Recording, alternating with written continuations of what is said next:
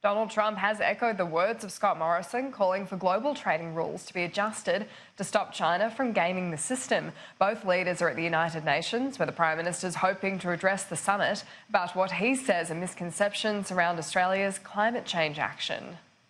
Donald Trump arrived at the United Nations and wasted no time rejecting its central ethos. The future does not belong to globalists. The future belongs to patriots. At a forum that encourages global cooperation, Trump urged nationalism. The future belongs to sovereign and independent nations who protect their citizens, respect their neighbours. The president saved his most pointed comments for China. It has embraced an economic model dependent on massive market barriers, heavy state subsidies, currency manipulation, product dumping, forced technology transfers, and the theft of intellectual property, and also trade secrets on a grand scale. Echoing the words of Scott Morrison, who just yesterday called for an overhaul of the global trading rules. The World Trade Organization needs drastic change. The second largest economy in the world should not be permitted to declare itself a developing country in order to game the system. The Prime Minister maintains it's all part of a mature debate, not a declaration of a friendship hierarchy. The United States is our great ally. China is our comprehensive strategic partner, and we continue to maintain that this isn't a matter of choosing.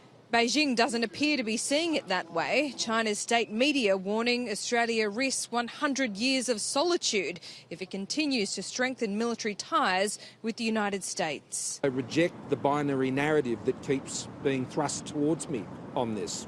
I don't buy it, and I don't support it, and I'm not going to make decisions based on it. I think it is a very narrow cast analysis. Scott Morrison will address the United Nations General Assembly tomorrow, and he will address the issue of climate change.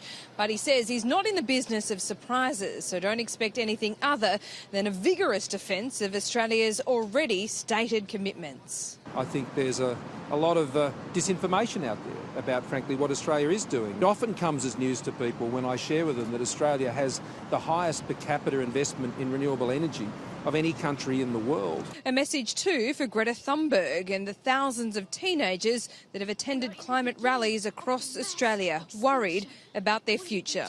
I think we've got to caution against raising the anxieties of children in our country.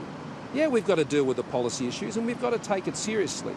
But I don't want our children having anxieties about these issues. Laura Jays, Sky News, New York.